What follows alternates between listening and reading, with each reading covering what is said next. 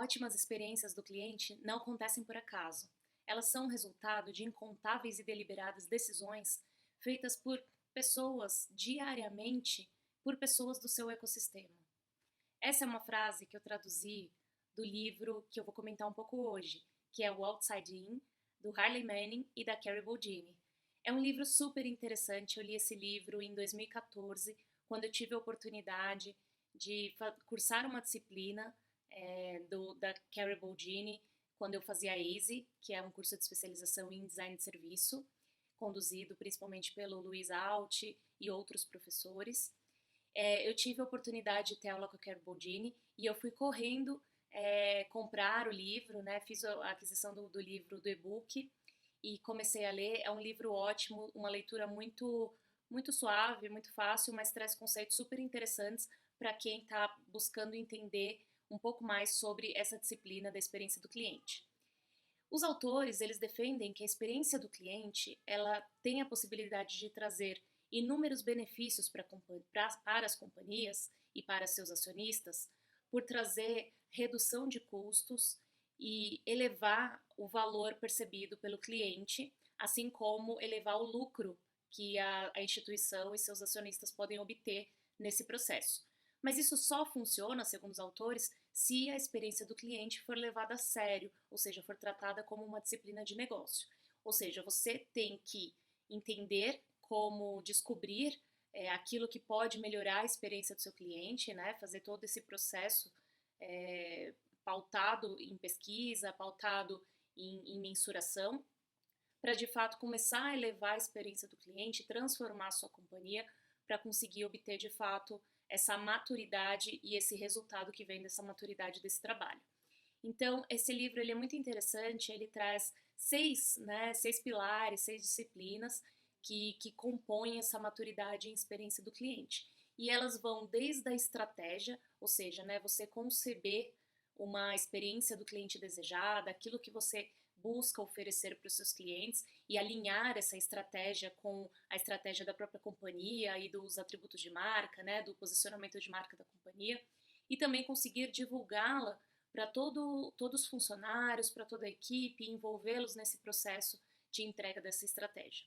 Ele também passa por outras disciplinas, outros pilares, como o entendimento do cliente, quando a sua empresa justamente busca ativamente entender o cliente e obter a voz do cliente, né, através de entrevistas, pesquisas etnográficas, pesquisas qualitativas, pesquisas quantitativas. Busca-se ouvir a voz do cliente em todos os pontos de contato, nos principais pontos de contato do seu serviço, né? É muito interessante e eles colocam que se você frustrar no entendimento do cliente, então toda a sua estratégia de experiência do cliente será frustrada, porque justamente essa parte de entendimento do cliente e das suas expectativas, anseios e frustrações, esse é o ponto mais importante. Depois tem o pilar do design, né? A partir do momento que você tem um desafio, uma jornada do cliente eleita, você tem todo esse trabalho do design, muitas vezes conhecido como design thinking para muitas pessoas, mas também design de serviço, né? Como tem sido popularmente conhecido, porque o design de serviço ele é realmente essa abordagem, essa disciplina que olha de uma forma holística para a experiência do cliente, né? E é muito bem-vindo isso, porque a gente não pode olhar somente para o consumidor, somente para o cliente final, em detrimento de outros atores desse ecossistema. Então a gente tem que pensar também nos colaboradores da empresa e nos interesses da própria companhia, né? Porque a gente precisa também buscar a viabilidade das soluções e dessa estratégia. Então, o design de serviço e outras práticas de design ajudam a gente a partir do ponto A para o ponto B, ou seja, né, como que a gente faz essa transição para uma jornada desejada do cliente, né, essa experiência melhorada. E isso vai desde um processo do entendimento, como a gente falou, né, de ter essa robustez dessa escuta do cliente, desse entendimento do cliente, para de fato ir perseguindo, né, em tempo de projeto, de iniciativas, todo esse desdobramento com o trabalho colaborativo com os funcionários. O quarto pilar é o pilar da mensuração, ou seja, uma vez estabelecida a sua jornada do cliente, você precisa ter um fluxo contínuo de mensuração para entender de fato como as pessoas estão lidando com interagindo, né, com a sua solução, interagindo com o seu serviço. Então, assim, existem inúmeros frameworks de métricas, de mensuração, onde é possível você, de fato, ir acompanhando a evolução desse trabalho, né, a evolução desse trabalho e obtendo também esse feedback quantitativo dos clientes.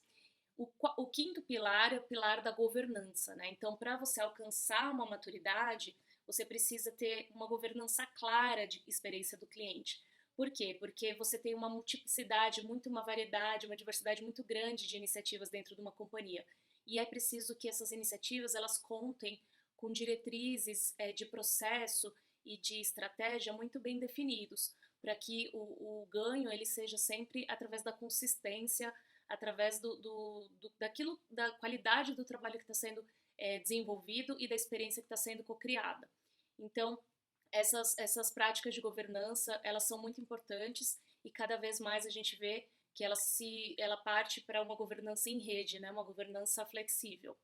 E o último pilar, super importante, é o pilar de cultura, porque mais do que legislar, a gente precisa ter esse DNA dentro da gente, né? A gente precisa nós precisamos ser pessoas empáticas que realmente se preocupam com essa agenda, né? Com esse objetivo de melhorar as experiências e os serviços para as pessoas, quer eles estejam fora da companhia ou dentro da companhia. Mas a experiência do cliente é um framework, ela é uma disciplina que está muito pautada nesse olhar para o cliente. Afinal de contas, são poucos os advogados dos usuários e dos clientes dentro das instituições, não é mesmo? Então, assim, é super interessante esse livro. Tô fazendo esse relato breve aqui, eu achei super legal quando eu li e me ajudou muito nos meus primeiros passos nesse caminho, nessa profissão, né? E também um ponto super importante é que as empresas, elas têm esse nível de maturidade, ou seja, elas começam fazendo de forma esporádica, de forma pontual. A partir de um determinado ponto, elas estabelecem um processo para fazer isso, mas não seguem toda vez, né? A partir do momento que a empresa faz isso com consistência, recorrência, ela começa a obter esses frutos, né? Como eu já comentei, esses frutos de obter uma elevação do lucro, uma redução de custos e uma melhoria da experiência do cliente, melhorando realmente o valor percebido pelos clientes, aumentando lealdade e assim por diante, né?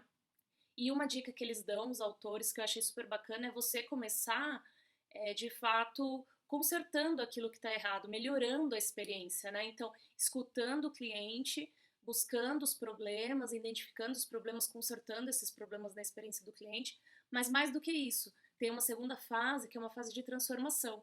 Você precisa ir atrás da causa raiz e realmente transformar a companhia para que esses erros, em primeiro lugar, não aconteçam, né? Para a gente não ter que ficar correndo atrás sempre do prejuízo. Então, essa é a fase de transformação, é uma fase de muito mais esforço, né? De muito mais trabalho, muito mais longa, mas ao mesmo tempo ela vai elevar a experiência do cliente, ela vai levar a qualidade do seu serviço, porque você não vai ficar realmente só correndo atrás daquelas melhorias incrementais. De fato, você vai estar fazendo uma mudança substancial, uma transformação substancial na companhia, elevando muito a possibilidade de resultados também. E a partir disso, entrar numa fase de manter aquilo que foi conquistado, né? Fazer com que essa prática seja recorrente, seja consistente e aplicando com maturidade os 6 pilares, ou seja, 6 disciplinas da experiência do cliente, que vai desde estratégia, ter essa estratégia, né, distribuída pela companhia, alinhada com os objetivos da empresa, com os objetivos de marca, de branding. Também ter o entendimento do cliente, então ter processos estabelecidos para ter esse entendimento do cliente, fazer pesquisa, ouvir o cliente através de métricas qualitativas, quantitativas, ter processos de design centrado nas pessoas, como o design de serviço e o design thinking, que eles podem ajudar e muito a transformar essas jornadas, essas experiências em muito mais desejáveis, muito melhores, né? Também tem o aspecto da mensuração, ou seja, né, trabalhar com frameworks de mensuração, seja a mensuração de comportamento, de satisfação e assim por diante, né? E a partir disso também estabelecer diretrizes de governança, ferramentas para ajudar as pessoas, afinal, a fazer esse tipo de trabalho e também ter uma cultura que incentive essa valorização e essa centralidade no cliente, né? E mais do que isso também nas pessoas, né? A gente tem sempre que ser crítico quando a gente lê um livro, quando a gente está aprendendo uma nova disciplina. Então aqui fica também a minha crítica, né? A gente precisa ir além do cliente, além do consumidor. A gente precisa olhar para todas as pessoas do ecossistema para também projetar soluções e serviços que sejam factíveis, viáveis e benéficos para todos nós, né? Então, assim, é um livro muito bacana, eu super recomendo. Eu espero que com esse vídeo você tenha ficado com vontade de lê-lo e aproveite bastante a leitura. Um grande abraço, tchau, tchau!